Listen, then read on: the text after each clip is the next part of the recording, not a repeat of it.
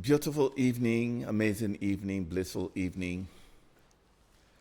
Is another time when we bring you tools, mental tools, and mental to help you in your mental faculties to deal with the complexity of life. We intentionally bring you ideas that you can further experiment and evaluate through deep reflection so that you can acquire mental capacities and mental toughness in order to deal with the complexity and the details. And it is based on the fact that we are comforted that we might comfort others. And everything that we say here we bring to you, they are not just words, mere words. They are words that we have used that healed us and has kept us in such a fuller self and satisfying life where we know that we're doing life in goodness. And when we say we dwell in goodness and dwell in prosperity, it means that we have access to wellness. Wellness means that we have mental wholeness, where our mental structures are devoid of storms, because we have the mental resilience to be able to deal with and not just cope, ability to defend our mind from external attack, because we do not seek for external validation. Meaning, external validation means that we can live in that state where we are unoffendable, where you do not have access to our mind, so that you cannot play with our mind. And that's what we talk about mental wholeness. So we have barriers, we have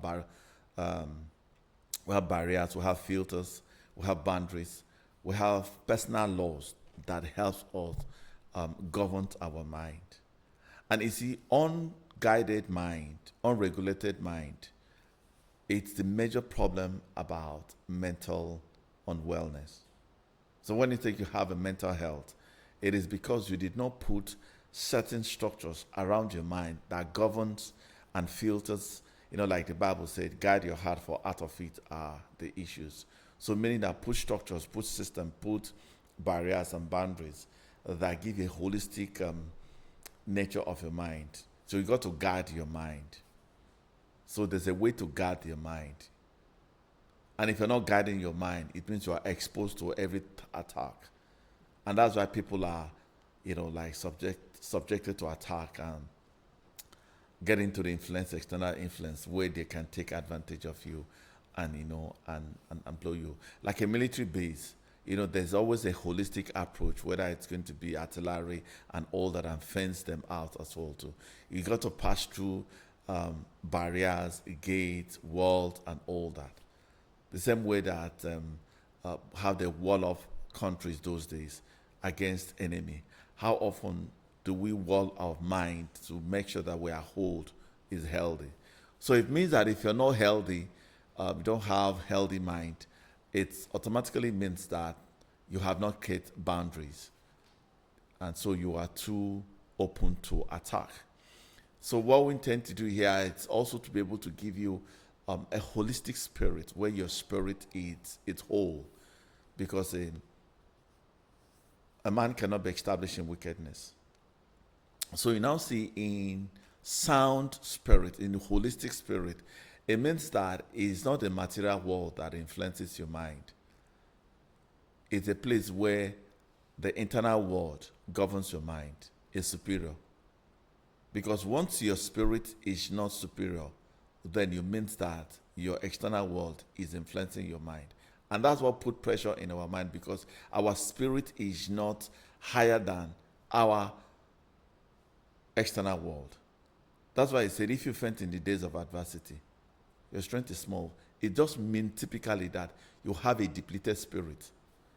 And most of the time, once you have a depleted spirit, that's why I said, I wish above all things that men may prosper and be in good health. It's good health means that your spirit is higher than your physical body, because your spirit is the true essence, that profound meaning to every external thing. Of course, that's what eventually where you find when your essence is depleted.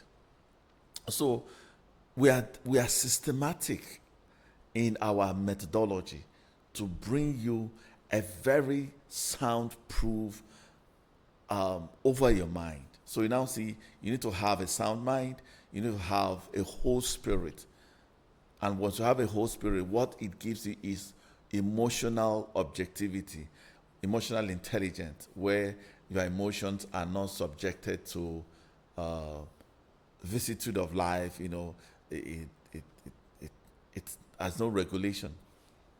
And you see, most times your emotion rules you. You are not guided by the divine intelligence. The spirit intelligence is not working in you. Most, he said, as many as led by the Spirit of God, they are called the sons of God. So you now see that emotional objectivity is ability to get back to your natural self of power. Our power is choice. You have choice, even a choiceless relationship. So nobody can offend you. Nobody can abuse you. We have said that times without number. Nobody can even take advantage of you. Nobody can break your heart. Nobody can oppress you. Nobody can reject you. But you see, these are elementary knowledge that we have that cannot help us, because you see, once our emotions are attacked, so we'll begin to live from emotion rather than from the divine intelligence or the spirit guide or the word guide. And of course, it gives you to self-awareness, because really, what really is the major problem of our life is self-awareness. We don't take time to even understand who we are and begin to utilize our divine identity to define the world and define environment and define circumstances. But what I've found out is that it is circumstances that dictate what conditions of our mind dictate how we feel. So in meaning that in self-awareness, what is critical is, what is your identity? Once a man, a woman begin to function from his divine identity, an identity I've explored, I've explained it in several ways. The three dimensions of identity. The first identity is your calling name. Like, my name is Dr. Patrick Uduma. What if I have another Dr. Patrick Uduma within this space? If you call both of us, we are going to rise. But what differentiates us is that maybe our professional career, like you say, okay, hey, he's a managing director of XYZ, and this person is a doctor of someone, or he's a carpenter or something. So that's our professional identity. And you see, the good thing about these identifications is, so you're not in crisis. Because every time you're confused about how to deal with an issue, you have departed from your identity. And that's why we have our identity crisis. More reason the scripture said, a good name is better than silver. Because name can really purchase a lot of things for you.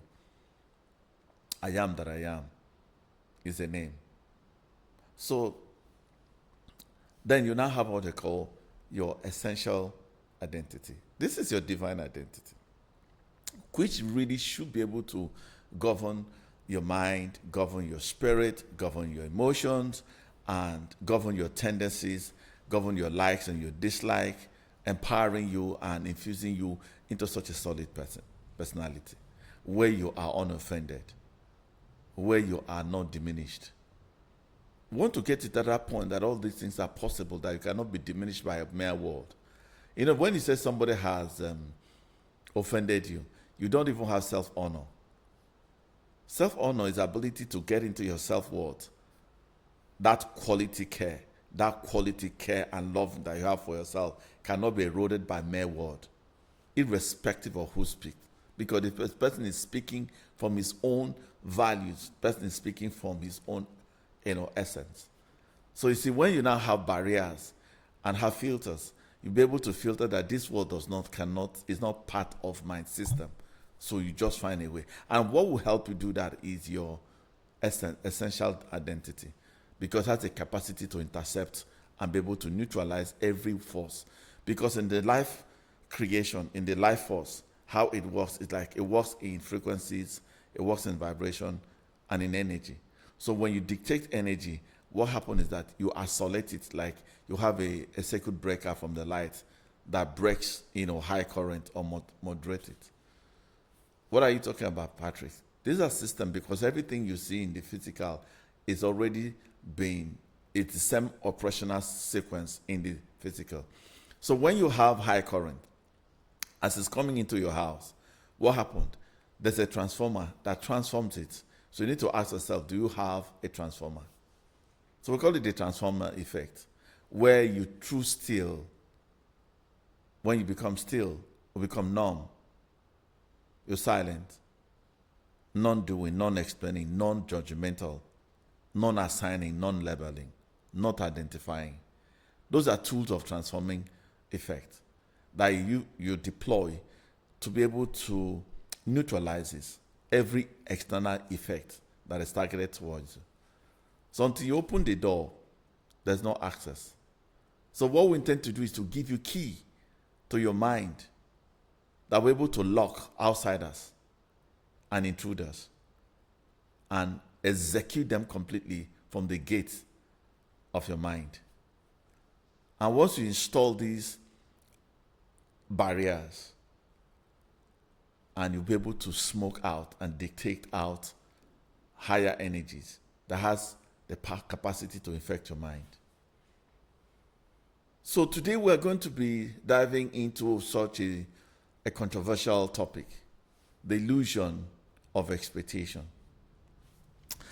The illusion of expectation. So remind yourself that you are here, and as long as you are here, you are alive. And as long as you are alive, you are grounded, and you are co-creating with life forces. So every morning I tell myself, hey, I'm here. I'm recognizing, I'm realizing and remembering myself. And this, my entity, has been given to me uniquely, divinely, empowering me and infusing me with all the power and authority to diffuse every negativity so that they have no entrance or access into my inner recesses, because that place is peaceful, it's full. In fact, it's too full to so I need to delete some files for it to have access. You got to live in full. When the Bible says the enemy comes to steal, to kill, and to destroy, what it does is to empty you. So if you empty, so that you're thinking that to be filled. That's why people are asking for external validation, approval, or recognition. No, when you're full, you're full. Get full, brother. You can't be insulted when you're full, because there will be no space there's no space to think about it. You see, these things I'm saying, it is a methodology to keep a satisfied life, that abundant life. It means that you see yourself full. I'm full. I'm here. I'm grounded in the truth. So what we intend to do is to give you anchoring ideas that give you functional truth. This functional truth will help you as you continue to align. You begin to express and not expect. So one of the things that we do is control system. Every time you are angry is a sign of control, because you want to control external things that you have no control over to align to your desires and need. It doesn't work that way. Because you have only control over how you see things, how you interpret things, your thoughts, your lens, your feelings, and your behavior. You have no control. You can influence it, but you have no absolute control.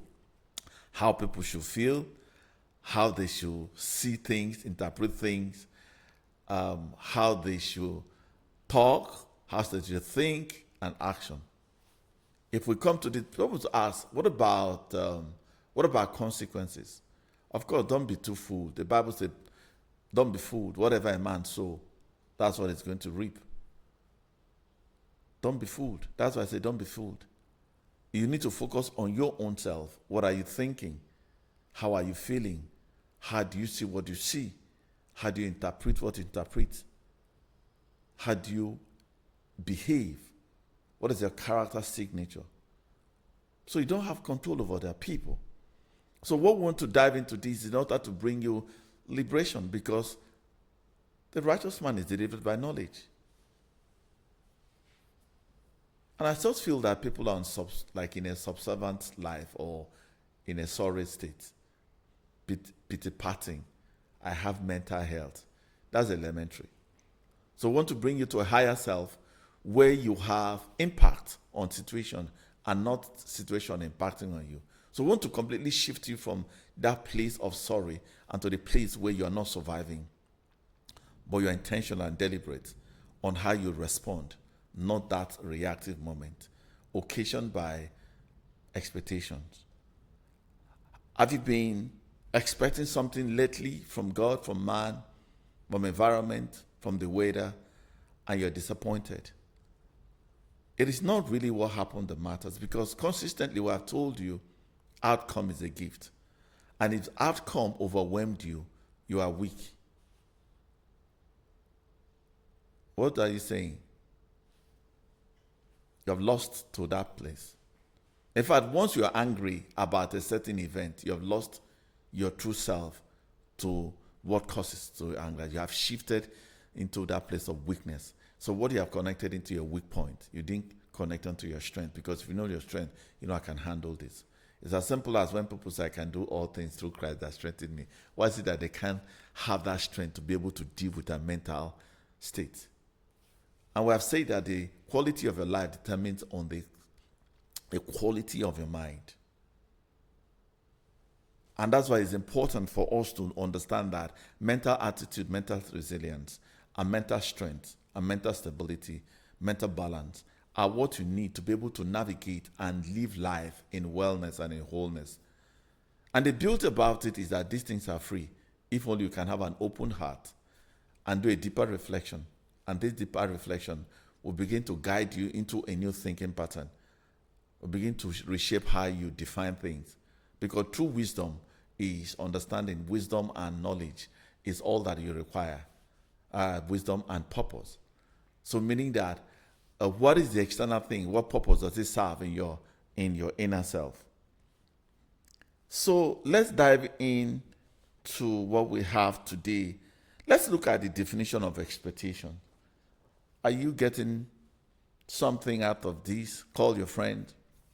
Call anybody who is hurting, who life has disappointed, and all the people who felt I'm disappointed, I'm disillusioned, I'm diminished. Invite your friends.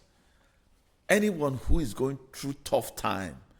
Let's explore this journey together and find mental capacity, mental resilience, and mental clarity to forge a new path and bring healing.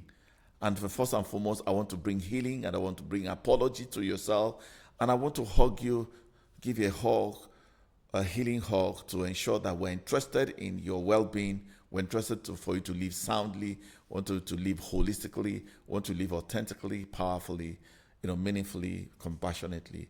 And so we bring you to inward tenderness and that inner compassion, where you find a way to become non-judgmental about what has happened, but embrace it and acknowledge it and know that it's a part of healing. We talked about repurposing your pain, so you can really repurpose it, whatever is going on you around you now. So let's look at the definition of expectation. So we like to define a word so that when you're using a word, you know the context that you're using it. I mean, I do project, I do program, I do projects. I do business, projections and all that, and sometimes they never get to align to that expectation. Of course, it's not supposed to even align, because if I trust God completely, you know that His thought is higher than my thought, and most times what we're expecting is lower than the standard of God. And if it's lower, He cannot give you. He will protect you. He will not give you what is substandard. And most of the things you talk about destruction, actually, some of the divine interruption to give you newness and realign you to your higher self. Most of your pain right now, most of your disappointment, most of your disillusionment, they were created carefully, choosing your path to give you access to new information and new ideology and new belief system, so that as you upgrade your belief system, your new reality begin to change, because it's a function of belief system. So anything that you are hurting about, what is keeping it is a belief. If you upgrade that belief, you find a new belief, new feeling, new experiences will just get out from your life. So truly, mental health it's I mean, even look at all the pressures that we give for ourselves, it's sustained by belief. Unpack that belief and re-establish the belief, you realize that you're on a different platform. It changes you from heavy energy to light energy. In fact, expectation carry heavy energy because it comes with attachment, with a certain attachment. So what is the definition of expectation? When you expect good things to happen in the future, it is usually more futuristic. I'm expecting the rain not to. But you see, we are supposed to live in the moment. So because in the timeline, your illusions are in the future and the illusion of the past. Because the past is gone. You are only recalling it from your memory base because I've installed those experiences and you're bigger than your experience. A lot of us are tenting and residing and dwelling in our past experiences. You are bigger than your experiences put together because your purpose is higher than your experience. Your life is higher than experience. Experience is just a moment because we live moment by moment. So the collection of the moment or the end of a moment is another end of the moment because of course you know that we live in a dynamic world where everything is changing. Why is it that you cannot allow your heart to also find changes? Why are you holding to that hurt? Why are you holding to that disappointment? Why don't you innovate with your pain? Is it only intake that we innovate? We should be able to innovate pain and begin to innovate disappointment. What are the causation? What are the cardinal roots to it? And go to that root and innovate it, which is what we want to do. Don't live in the past. Don't live in the future. Live in the now. That's what they call honoring the moment. In fact, if you want to live a very peaceful life, honor the moment. Honoring the moment means that you're not judging the moment from the past, or you are not even anticipating the future as it's supposed to be in the now. Because it's this past conditioning and future anticipation that impact on now. So you come with judgment. And of course, there's a very clear-cut instruction from the book of Matthew when it says, do not judge. Because the moment you judge, what you judge comes back to you. So expectation, when you expect good things to happen in the future. Number two, a strong belief. Have you seen it again? Believe that something will happen or be the case. When you're just going home and know that, hey, the house there's a key kept by your sibling. Because usually, everybody, when you're going out, you don't have multiple keys. So now, because you don't have multiple keys, you know where to keep the key. So you have an expectation based on routine, based on the past that they're going to keep the key. But your sibling was in a hurry to leave the house. And in that state of hurry, without living in the present, had forgotten to keep the key where at a common place where you can access it. Now your expectation was when you get there, you get to the house, especially maybe you are pressed. And you get there, you're looking for the key, it's not there. You're disappointed. You went with an expectation. Is it good not to have an expectation? As long as the expectation will not cause you hurt or mental illness. But everything that causes you mental illness, you have lacked faith. And so without faith, it's impossible. Because where there's expectation, sometimes there's no faith. Because it meaning like you already have an idea how things should be. That's the third one we are going to talk about. A feeling or a belief about the way somebody should be. Because sometimes there's a way we think people should be. There's a way you want your partner to be. There's a way you want your parents to be. There's a way you want your siblings to be. There's a way you want your boss to be. There's a way you want the government to be. But they are never going to be like that. They also expect you to be in a certain way. Do you understand about expectation? Because you're expecting, another person is expecting. So there's not an alignment. So this is the cross. Let's look at it. It's a feeling or a belief about the way something or somebody or the way something should be. That word should is in capital letter. And that is the problem. Should be, or how somebody should behave. That should, must, is the problem, because they come with an emotion. They come with an attachment. And once there's an emotion, you already have a fixed way how it should be. Meanwhile, there's a 1,000 way things can happen. Number 4, a deep belief that something should happen in a particular way, or that someone is or something should have a particular quality or behavior. Something you have already constructed in your mind. But was it constructed in the mind of that thing or the other person? Maybe no. Oh yeah, you go to church together, especially when you go to church and a brother has seen you and you hear the same messages. You go to church and pray, and you see, but we go to the same church. You should know, not everybody is mixed with faith. Some people has information but have no transformation.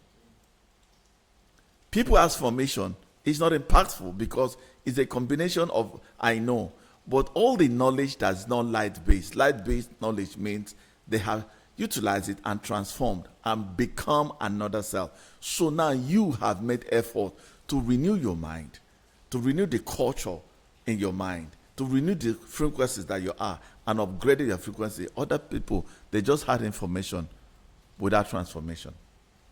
The key word that people transform, and when they transform, they have a better way to see things. Their perspective shifts.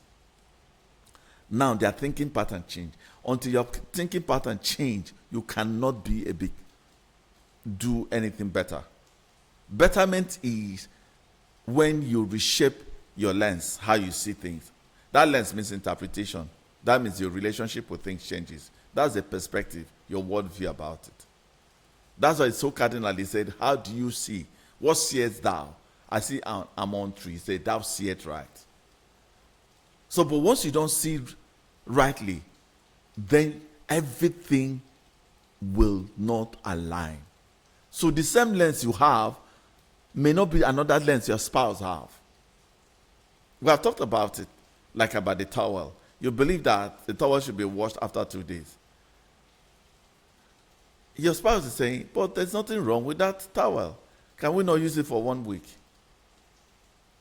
Maybe it's from scarcity based, because they feel that if I don't have money to buy a second one. But you feel that, hey, we should have at least about 5 towels. So you now see that your lens, how you see the towel, is different from, because now it is a function of the belief system. So when you talk about should and expect, it's a problem. And the only way to some of these things that I've talked about is what we call opposite thinking and reversal thinking. Don't use only one point, one view of life. Have what if. The what if statement is a powerful statement. What if I'm going to the house? Just a thought, not because you're negative, because you have to fabricate channels. I dealt with it in my book called what's the name of this book now? Revolver. And Revolver has several chambers, and in that chamber you shoot from each of these chambers, and each of these will contain ingredients to fire. But most of us have only one round shooters. You've got to be able to have multiple dimension. You're not just shooting one side, you're shooting in different directions. What it means that if you're thinking from this, or multiple thinking, what they call broader view. Broader view doesn't have one way to think. What if I'm going to the house? What for perchance my sister forget to keep the key? What's the next alternative? You see, you've already pre-planned. That's what they call multiple thinking plan. So you never get to be disappointed because what if this guy check out? I'm not saying you're not going to speak, because already there's a lot of signs and intuitive strength that you have to say that what if this person happen? It's not going to happen, but you're just going to be able to fire. So reversal thinking is powerful. It's called opposite thinking. I'm not going to deal with that. So it's a concept of living and challenging status quo. So when we say that here, we challenge status quo, meaning don't expect things to happen in a certain way. That is stereotyping. When we talk about stereotyping, we think it's about eating the same food. No. Stereotyping happens in your lens of life. How do you interpret things? You've been interpreting it in the same thing. Offense, you've been seeing offense from one angle. Can you not reinvent how you see offense? What if an offense is supposed to build your mental resilience? What if it was able to tell you that you have internal peace, to test your internal peace? What is to build you a character content where you become solid in your faith? What if it's to be able to challenge you that you can live unoffendable? What is able to bring you calmness? What is able to give you soundness? Because it's those things are the instruments that will be able to uplift you really. Because to every destructive end, there is newness. So what we intend to do is challenge this destructive pattern thinking. And it's aimed as empowering you with a mental model that honors principles and divine truth, that drives the aspiration to a higher awareness that springs from the brooks of goodness. Well, for us, this is a wake-up call for reevaluation and a deliberate attempt to question the belief system that creates every expectation. Because expectation is sponsored by a belief system of things should be like this, must be like this. And we have talked about what they call preposition, position, and performance. You're acting out of already predetermined counsel, and you have no control about how people should treat you. Ladies and gentlemen, true living starts from the first principle. Be true to yourself. The truth of yourself means that events, one day I say the condition may not always be. What's that mean to say? If all the conditions be, it can't. Because people have different ideas. People operate from a different characteristics. And you must tell yourself, you're responsible to your life. What happens to you today, your mental health is in your hand. It's not in anybody's hand. I lie you not. So be true to yourself that there are things within your control, there are things outside your control. It's within my control how I think how things should happen to me. It's within my control. I deny people that right to control my feelings. I used to joke about something that if if you give me charm and a cat and it have access to my heart, it's because I like it. But if I don't like it, that cat, I will still eat it. I will not be able to do anything because I will deny you the right.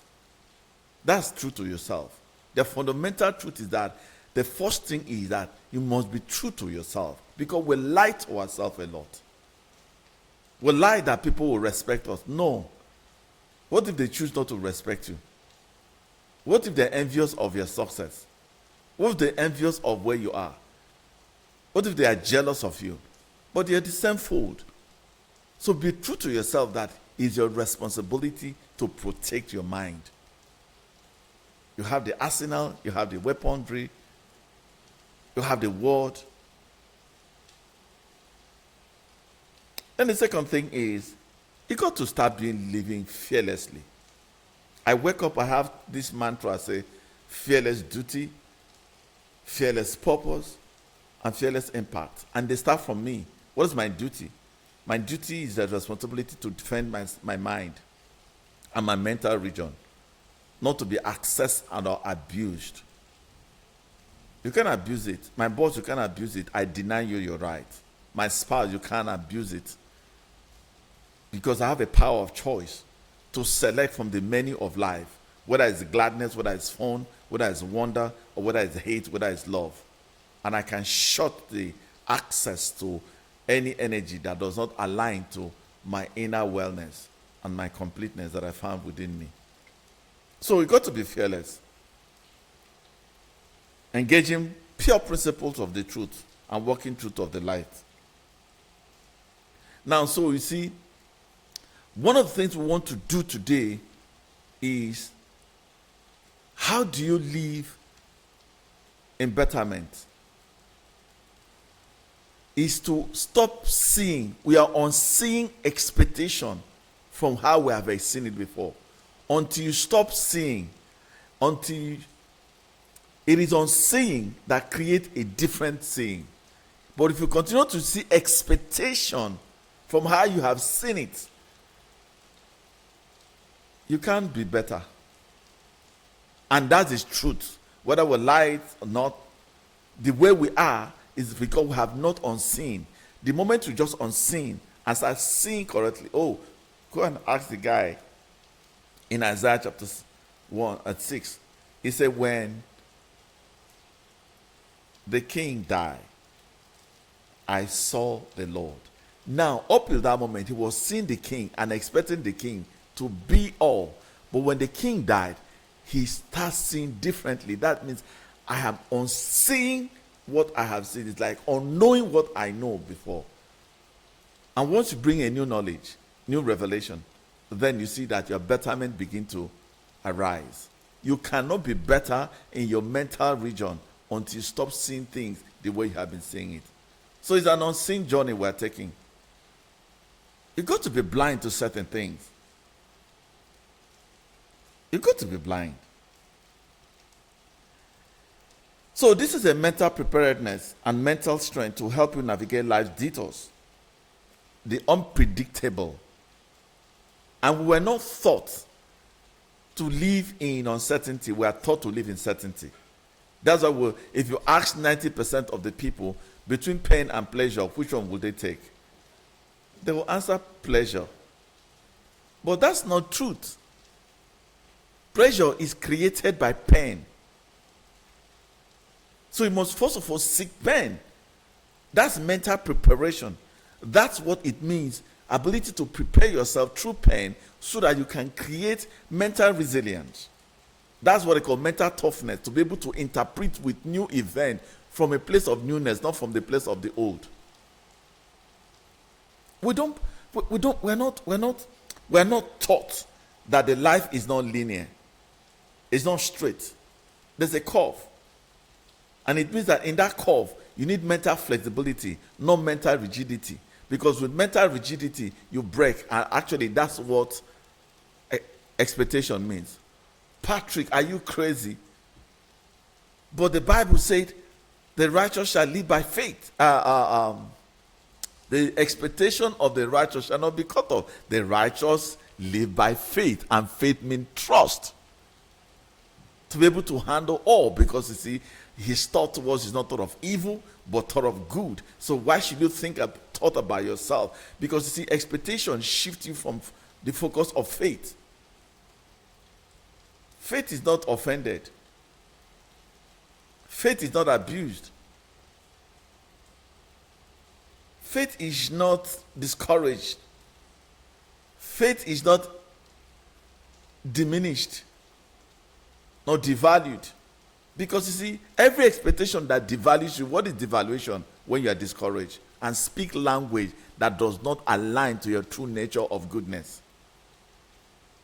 That's how you know that you've been devalued. I'm not just speaking grammar.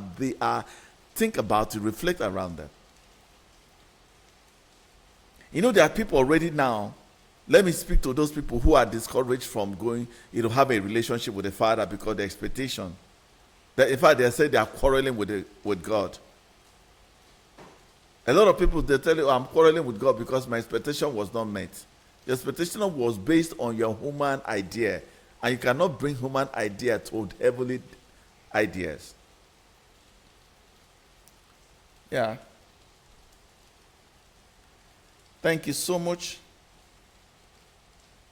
Good evening, Dr. Patrick. Please, how do I make future plans devoid of expectation? Thank you so much. Very good question. People talk about plan. How do I make future plan without an expectation? But the scripture answers it. Many are the plans of a man. It's only the counsel of God that will stand. What does it mean? I may have a plan. Plan is not to create expectation a specific way. Plan is to just to give you a path. That's the discipline part. But you see now, the Bible said, Paul said, I planted, Apollos watered, God give the increase. You have only access to what you impute. You do not have access about the yield. You don't determine the yield. So go back to planting stuff. You only plant in faith. You don't know what goes under the ground. You have no access. No matter the manure you put, you need to put the manure, you need to tender it, you need to do it. But the actual yield is by faith, a trust that, for the outcome is good. We call it the trusting the highest good.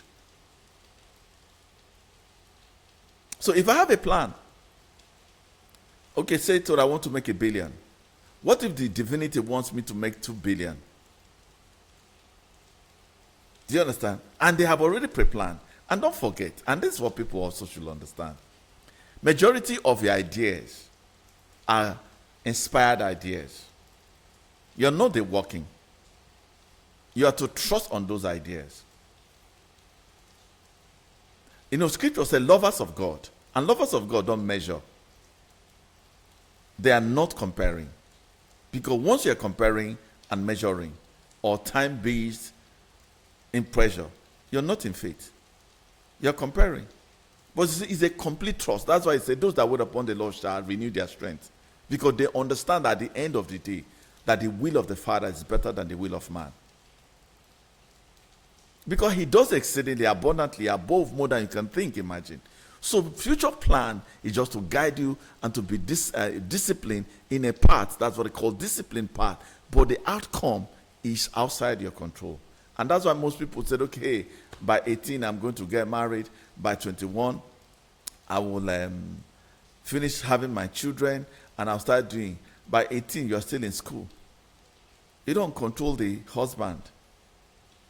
And it's that kind of expectation just put you, because you're not in control of the involvement of the world. It is he who works in you, both to will and to do according to his own pleasure, because your own thinking is small.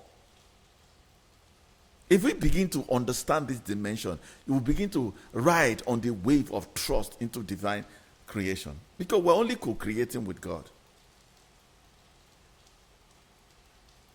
So drop your question, drop your confusion, so that we can ride on this. Thank you for asking this question. I really like everybody coming in. Bring your people. It's a massive thing to think in this direction. When you stop expectation, your life will move on. You shift from heavy energy to light energy. And your prosperity lies down in your light energy. Your wholeness lies down in you. In fact, your manifestation is hindered by your expectation. Because that's not trust. In this kingdom, it's driven by trust, complete trust. Go back into the book of Proverbs chapter 3. He will explain it. He said, in all your ways, acknowledge him. Meaning that he has a bigger plan. That's why Jeremiah said, the plan I have to you is big plan. And you have a small plan. All the plans that I have, if I had that plan now, I would have been dead. I didn't even plan to be where I am today. But you now see that where I am is bigger than what I've ever thought. Because you see now, your plans are progressive. Think about Abraham. Kill one. That, he heard vertical. Kill your son. But the thing again, I have provided my own sacrifice. You see how progressive it is. He has a plan to go and kill the son. But he also knows that this is a dynamic God. He can change the dynamics. So if he has expected to kill the son, but yet, because some people would have killed their son and say, God have said. Without openness. You see, that's what they call rigid thinking. That's one way of thinking. What if you decide to say, okay, hey, I've experimented this. Let me put another one. It is he who works in us, both to will and to do. That is the faith. Because I'm fully persuaded that he that has called, he has promised, has the capacity to fulfill. By two immutable things, it is impossible for him to lie. So people can lie, a situation can lie, but he cannot lie. So that's how the righteous man should think. I have plans. Yes, I have plans. I mean, I have big plans, but most times I just trust that this plan is inspired by God. I don't know how the end is going to be. What about science? What about, okay, say maybe I'm fabricating a certain factory the way it's going to be. And you have done all the analysis, you did everything, you did the topsoil, everything. And for some reason, you never know that place is swampy. And things started differently. You did all that plan. But hey, faith is openness. An ability to deal with all the outcomes. And that's where we're supposed to be advancing. Yeah, I like the way this is going. So let me read something very important.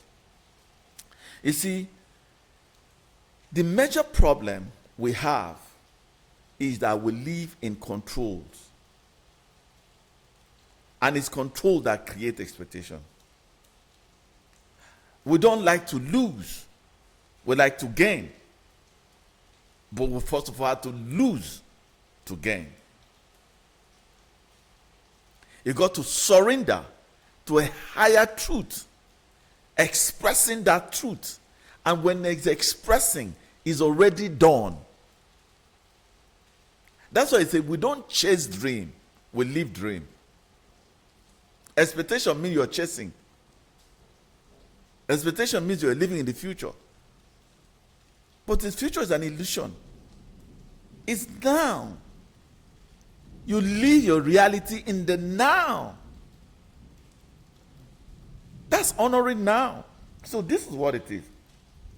Our life must be in alignment and expression rather than the should and expectation. Let me explain it. What does it mean? Let me explain it by reading a very fundamental scripture that forms this. Now, in 1 Peter chapter 2, 1-3 says, everything we could have ever need for life and godliness has already been deposited in us. We forget. Faith is remembering. Faith is remembrance. Let me tell you, the reason why you are disappointed, you have forgotten that you cannot be all things work together for good to them that love God. That's why. So it says, everything that we could ever need for life and godliness has already been. Patrick, so but I do not have the car. What it takes to create the car is already inside of you. It's not wishing. It's not miraculous. The miracle is identifying the skill and the competencies that you have and the value that you're going to exchange so that you can have a car. Car is in a value of exchange. You cannot be expecting to drive a 100 million car when your source of income cannot offer even a 20 million car. The miracle is in the truth you are working with, is the energy that you're working, the system and the strategy, and how you've been able to put a fountain that produces after that. Car is a reflection. The car you drive is a reflection of the income. So increase your income, you increase the car. So ability for us to even pray is to recognize that there's a deposit of that in us that we first of all realize, recognize, have a relationship with that, be able to deploy them. That's what it is, an alignment and not expectation. So people say should mean out of faith. You're controlling. It's a control and expectation, alignment and expression. So it means I'm not going to function from a place of should because everything that I need to live has been deposited by his divine power. For all this was lavished upon us through rich experience of knowing him, who has called us by his name and invited us to come with him through a glorious manifestation of goodness. As a result of this, he has given you magnificent promises that are beyond all price. Price means you're pricing your life based on expectation. And I always say something, until you become the price of your life, you are sourcing your life price. You have to be your expectation. You have to be your expectation. You have to be your outcome. You have to be your reward. You have to be your attainment. It's beyond external validation and approval. What do you mean? You can't expect to be awarded when you are receiving only. Expectation means like receiving. You have put yourself where you are receiving, but instead say it's more blessed to give than to receive. Meaning it is what I'm offering, it's what I'm giving that's more important than what's being given to me. As simple as that. So I'm going to focus on what I'm bringing to the table. That means I'm aligning to my values, I'm aligning to my core, I'm aligning to what is deposited and expressing it rather than being expressed. Because other people also aligning to certain things within them because I can't give what I do not have. Yeah. Okay. Walter, you're asking a good question. Thank you. I've always thought that the proof of faith is expectation. That's what people think about. The proof of expectation. No. The proof of faith is living the expectation. I mean, if I believe that he will do it without what he says, my attitude should reflect it, which should be an attitude of expectation. It's not an attitude of expectation because it's an attitude of no longer expectation. It's an attitude of like I have it already. Let me explain to you. Let's say that I come in, you know that I will give you a check, and all the check that I've given to you to the bank has never bounced. If I give you the check, you're already living like you have the check. Your joy will be full. You're not expecting anything. You're not expecting anything. Why should I expect what I already have?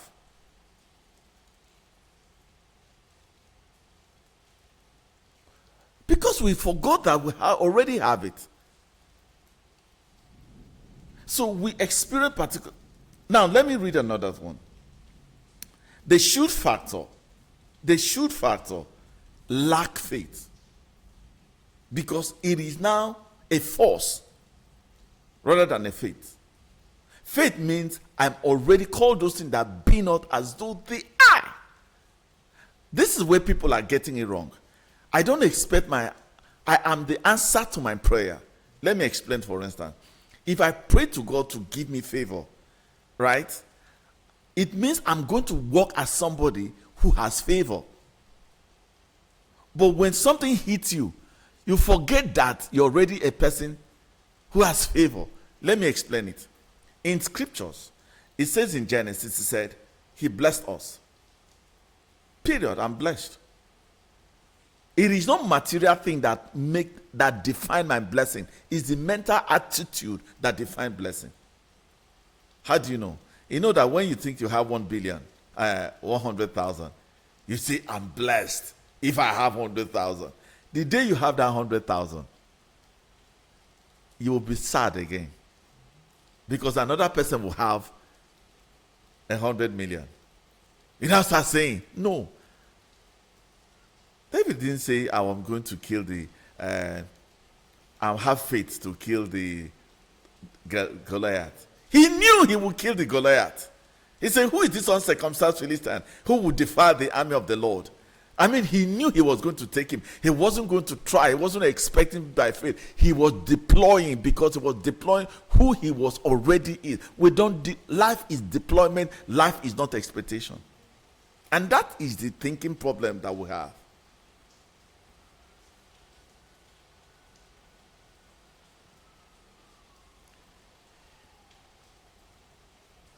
So you see, if we understand this, it will really richly bless you. You see, the reason why relationships are breaking is expectations. And I will say something. Let's say you're expecting your wife to respect you. Right? You say, I'm your husband. You should respect me. The wife says, okay, I'm going to respect you.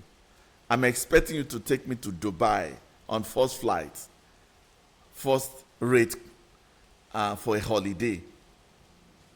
That's an expectation, isn't it? You are saying, oh, but why are you expecting what I cannot afford? How do you know that she can afford to respect you? But you see, she should respect me. I don't have respect. What if she hates you? But we don't think in that way. What if she hates me? Or what if my attitude, she is not interpreting it, and she's going to devalue you? So what am I going to do? Model respect. Express respect. That's all. It's within you, it's not outside you. You see, that's the condition.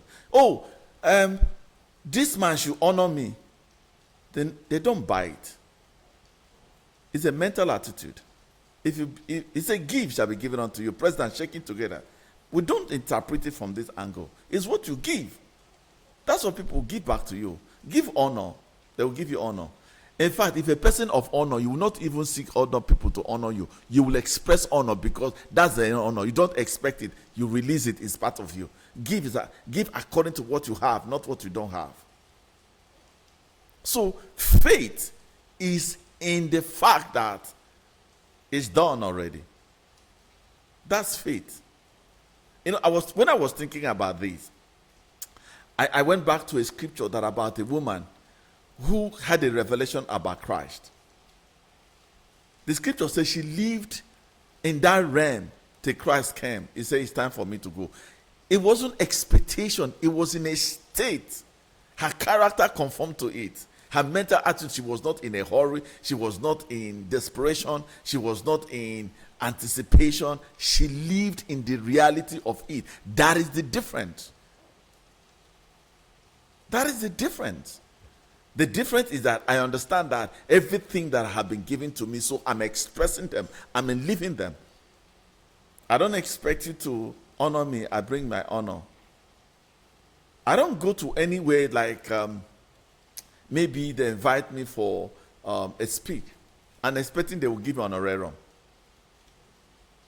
Me, I'm honorarium myself.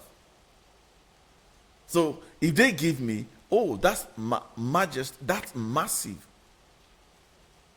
Oh, are you saying, Patrick, there should be no form of expectation? There are two kinds of expectations.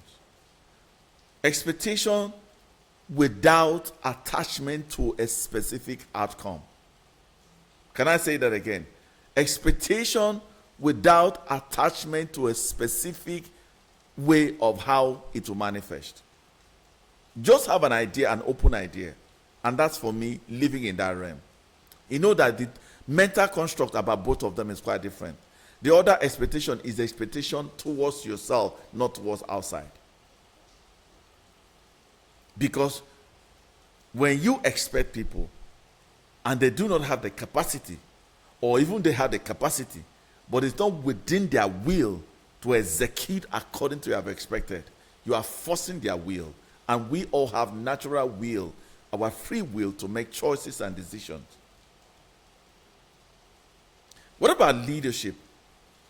Oh, don't I expect my workers? There are consequence management. If you feel that, okay, hey, because they are let down rule, and okay, so you're supposed to come to work on time, then I'm expecting you. You're already creating your exit because there's a constitution around there that you should comply. You should leave after. That's the expression we are talking about. You say, okay, I should be expecting you. I'm not supposed to expect you. I'm supposed to express the law that has set us. That's the expression. I'm not supposed to steal from the organization. The law is there. I'm supposed to express it, not expect it. Yes, my husband, honor me. That is what we're supposed to express honor to each other without forcing each other. Oh, I expect my children to come back to the house before a certain time, there's a law and there's a consequence. There's a cause and effect. And it's important for us to have a deeper relationship about expectation. And once we're able to redefine it and unsee it from a different way, you will see that you are freer, you are fuller, and you draw from those heavy energy, and you begin to find light height and begin to live in true faith, and you begin to encompass that all things work together for good to them that love God. I mean, I'm sure that I must have helped somebody. Thank you so much for joining me. My thoughts are a bit different because I think from a different realm of higher life. Because I want you to be in a higher life so that you can make impact and influence your life and not life influencing you. Because once your mental health is impacted, you have been influenced. You should be able to have that mental resilience and mental capacity and mental strength and mental stability and mental awareness to be able to deal with all the complexities and the details. Thank you so much. Please see you next time and live a life of non-expectation apart from the one that is towards you and the one that is non-attached to a specific way. Thank you so much.